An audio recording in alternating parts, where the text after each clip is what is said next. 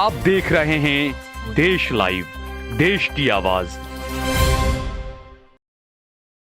अस्सलाम वालेकुम, आदाब, नमस्कार, सत श्री अकाल। देश लाइव में आपका स्वागत है। मैं हूं सहल कुरैशी। दोस्तों, देश में जिस तरीके से बेटी बचाओ बेटी पढ़ाओ का नारा आगे बढ़ाया गया सिर्फ जुमलेबाजी में, लेकिन इसकी हकीकत क्या है मैं आपको बताऊंगा। बिल्किस बानो से जुड़ा हुआ मामला एक बार फिर से सुप्रीम कोर्ट में आया है। भले ही बिल्किस बानो के जो तमाम दोषी थे 11 जिन्होंने बिल्किस बानो का बलात्कार किया था, जिन्होंने बिल्किस बानो के घर के 6 सदस्यों की हत्या कर दी थी, उन तमाम लोगों को गुजरात सरकार ने रिहा कर दिया था, माफी दे दी थी।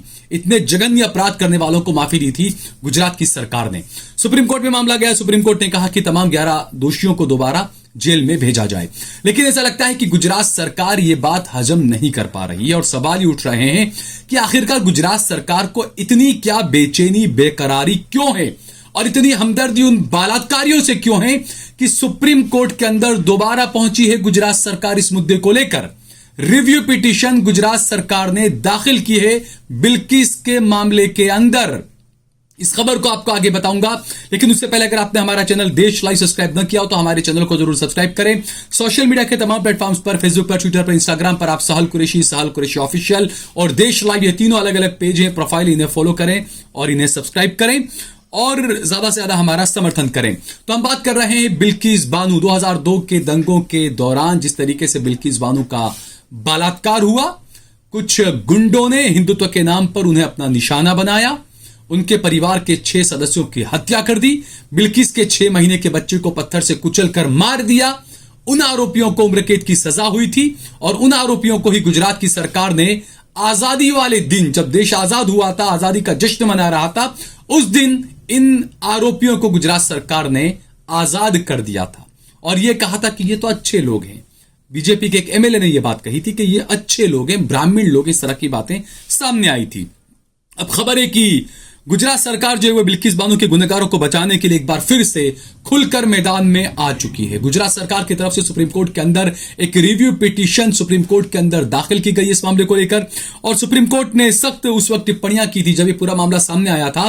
तब सुप्रीम कोर्ट ने सख्त टिप्पणियां करते हुए गुजरात सरकार को आईना दिखाया था और गुजरात सरकार ने इसी को लेकर, क्योंकि उस वक्त जो टिप्पणियां की गई थी उसी को लेकर गुजरात सरकार ने जो है वो अब एक रिव्यू पिटीशन, पुनः विचार याचिका दायर की है। गुजरात सरकार ने कहा है कि कोर्ट के रिकॉर्ड से गुजरात सरकार पर जो टिप्पणियां की गई थी उन टिप्पणियों को हटाया जाए। 8 जनवरी को सुप्रीम कोर्ट ने बिल्किस बानो के दोषियों की रिहाई को रद्द करने का फैसला सुनाया था और सभी 11 आरोपियों को जेल में दोबारा भेजे जाने का हुक्म दिया था। सुप्रीम कोर्ट ने गुजरात की बीजेपी सरकार की मिली भगत की भी बात कही थी। सुप्रीम कोर्ट ने कहा था कि बीजेपी की राज्य सरकार भी इसमें मिली हुई है, ऐसा लगता है, इन आरोपियों को पनाह देने में लगी हुई है। तमाम चीज, इस तरह की बातें सामने आई थी और इसी बात को लेकर अब जो है वो गुजरात की बीजेपी सरकार ने कहा है कि ऐसी आलोचना से पूर्वाग्रह पैदा होता है। किस पूर्वाग्रह की बात कर रहे हैं आप? वही पूर्वाग्रह जिस लव जिहाद कानून बनाया गया, लेकिन वहां पर लव जिहाद का कोई नाम ही नहीं है, कानून कुछ और है, बताया जाता है मुसलमानों को लेकर। तो आप किस पूर्वाग्रह की बात कर रहे हैं जिस पूर्वाग्रह से आप लगातार पिछले 30 सालों से खास मुस्लिम समुदाय को निशाना बना रहे हैं? किस पूर्वाग्रह की बात कर रहे हैं आप? उस पूर्वाग्रह की बात कर रहे हैं कि जब जो आतंकवाद के आरोप में जो आरोपी होता है वो जब जेल से जमानत पर बाहर आता है तो आपके हिंदू संगठन, आपके बीजेपी के एमएलए उसका महिमा मंडन करते हैं, उसको मालाएं पहनाते हैं, उसको मीठा मुंह करवाते हैं, लड्डू खिलाते हैं, पैंडे खिलाते हैं, पेड़े खिलाते हैं। आप किस पूर्वाग्रह की बात कर रहे हैं? बिल्किस बानो एक महिला है, इस देश की बेटी है। उसके आरोपियों को बचाने की इतनी जल्दबाजी क्यों है आप में? इतनी हमदर्दी उसके आरोपियों के साथ में क्यों है आपको? क्योंकि आप 2024 को चुनाव को एक बार फिर से हिंदू मुसलमान करना चाहते हैं।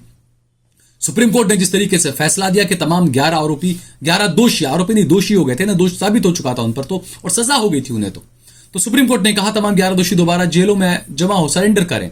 भाग गए थे, फरार हो गए थे, पता नहीं कहां गायब हो गए थे, लेकिन उसके बाद फिर आए वो लोग क्योंकि उनके घरों में ताले लटक गए थे, लेकिन जहां से भी आए और उसके बाद में सबने सरेंडर किया, इन सबको दोबारा जेल भेजा गया। तो ये बात जो है वो अब बीजेपी की सरकार बर्दाश्त नहीं कर पा रही, क्योंकि मामला खत्म हो गया था, ये लोग वापस से जेल चले गए थे। लेकिन चूंकि 2024 का चुनाव है तो जब तक चुनाव के अंदर नरेंद्र मोदी, बीजेपी गुजरात दंगों का जिन निकालती नहीं है तब तक इन्हें लगता है कि हम हार जाएंगे। जब जब चुनाव आएगा तब आपको गुजरात दंगे और राम मंदिर हमेशा आपको याद दिलाया जाएगा। मैं इस देश के हिंदू भाइयों को बार बार आगाह कर रहा हूं, मेरे भाइयों, देश को बचाना है तो आपको इन चीजों पर ध्यान देना होगा। आपको किस तरीके से बेवकूफ बनाया जाता है। हर चुनाव से पहले गुजरात दंगों से जुड़ा हुआ कोई भी एक मामला निकाला जाता है और उसको पूरा हवा बना दिया जाता है। हर चुनाव से पहले बाबरी मस्जिद से जुड़ा हुआ, राम मंदिर से जुड़ा हुआ कोई मुद्दा निकाला जाता है और उसको हवा बना दिया जाता है। और बाकायदा ये बीजेपी हिंदू वोटों की मॉब लिंचिंग करती है और हिंदू भाइयों को बेवकूफ बनाकर उनका वोट हासिल कर लेती है। और उसके बाद में तू कौन मैं कौन, क्योंकि आपको याद होगा जब पहलवान बेटियां जब अवार्ड जीत कर आई थी, बेटियां थी, उन बेटियों को नरेंद्र मोदी, अरे विनेश तू तो मेरे परिवार की है, तू तो मेरी ये है, बड़ा ऐसा दिखाने की कोशिश की गई कि उनसे बहुत अच्छा याराना दोस्ताना नरेंद्र मोदी का है। लेकिन जब यही पहलवान बेटियां, जब इनके साथ में अजमत दरी हुई, जब इनकी आबरूरेजी हुई, जब ये बेटियां प्रधानमंत्री के घर से दिल्ली के अंदर महज चंद मिनटों दूर जंतर मंतर पर बैठी हुई थी प्रदर्शन करने के लिए मोदी सरकार के ही एक मंत्री के खिलाफ, मोदी के ही एक बीजेपी के सांसद के खिलाफ, उस वक्त मोदी जी ने उफ तक नहीं किया। और उस पहलवान बेटियों का जो आरोपी था उसको बचाने का काम पूरी बीजेपी ने किया और पूरी एक ट्रोल आर्मी जो सोशल मीडिया पर एक्टिव रहती है वो लगा दी गई और वो पहलवान बेटियों को गाली गलौज करने लगी। तो आप बिल्किस के साथ में भी ऐसा कर रहे हैं, आप दूसरे हिंदू बेटियों के साथ में भी ऐसा कर रहे हैं। लेकिन चूंकि बिल्किस का मामला गुजरात से जुड़ा हुआ है, हिंदू मुसलमान के लिए, आपके लिए बिल्कुल वो कहते हैं ना बहुत सॉफ्ट टारगेट रहता है हिंदू मुसलमान का मुद्दा, खासकर अगर गुजरात से बिल्किस से जुड़ा हुआ मामला हो तो यही काम बीजेपी इस बार भी कर रही है। और ये जो बातें कही गई है कि पूर्वाग्रह पैदा होता है, बड़ा अजीब, रियली पूर्वाग्रह अजीब लगता है। किस पूर्वाग्रह की बात करते हैं मुझे समझ में नहीं आता। नरेंद्र मोदी हर चुनाव में किस तरीके से बातें करते हैं, क्या उनसे पूर्वाग्रह पैदा नहीं होता था? इस तरीके से महाराष्ट्र के एक मुख्यमंत्री हुआ करते थे अशोक चौहान, जब उन्हें आपने अपनी पार्टी में शामिल करवाया, उन्हें राज्यसभा की सीट दे दी, उन पर आरोप लगे थे कि उन्होंने देश के करगिल जंग में जो शहीद हुए थे हमारे जवान, उनकी पत्नियों को जो फ्लैट दिए गए थे, जो मकान दिए गए थे, उन मकानों में घोटाला किया अशोक चौहान ने। यह आरोप नरेंद्र मोदी ने खुद लगाया था। तो यह आरोप लगाते वक्त आपको पूर्वाग्रह का एहसास नहीं हुआ था। आज आप उसी बंदे को अपनी पार्टी में शामिल करके राज्यसभा में भेज रहे हैं। तो ये तमाम चीजें, ये कथनी करनी काफी अंतर है। और ये अंतर आपको आज दिखाऊं मैं कि आज वैलेंटाइन डे हम तो मनाते नहीं है, लेकिन स्मृति ईरानी के पति जुबीन ईरानी ने आज वैलेंटाइन डे पर स्मृति ईरानी को कुछ बड़ा गिफ्ट किया है, कुछ गिफ्ट दिया है उन्हें। अब यहां पर सवाल उठता है कि कहां गए वो हिंदू संगठनों के झंडे को लेकर गुंडाई करने वाले दंगाई, जो वैलेंटाइन डे को कहते थे कि ये तो अंग्रेजों का है, इससे भारतीय संस्कृति का कोई लेना देना नहीं है। क्या वो जाएंगे स्मृति ईरानी का पुतला जलाने के लिए? बेटी बचाओ बेटी पढ़ाओ के नारे आप देते हैं, ये तमाम चीजें आप करते हैं, लेकिन आप कर क्या रहे हैं आप देखिए। और ये जो नारा है ना बेटी बचाओ बेटी पढ़ाओ, इसका सबसे बुरा हाल गुजरात में ही हो रहा है, इसका सबसे बुरा हाल उत्तर प्रदेश में ही हो रहा है, इसका सबसे बुरा हाल बीजेपी की सरकारों में ही हो रहा है। तो इनकी कथनी और इनकी करनी में कितना अंतर है ये भी आपको साफ साफ नजर आएगा।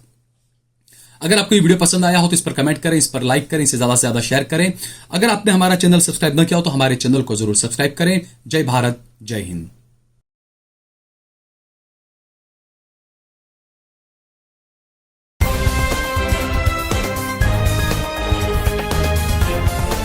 देश और दुनिया की तमाम छोटी और बड़ी खबरों के लिए हमारे चैनल को सब्सक्राइब करना न भूलें और बेल का बटन जरूर दबाएं।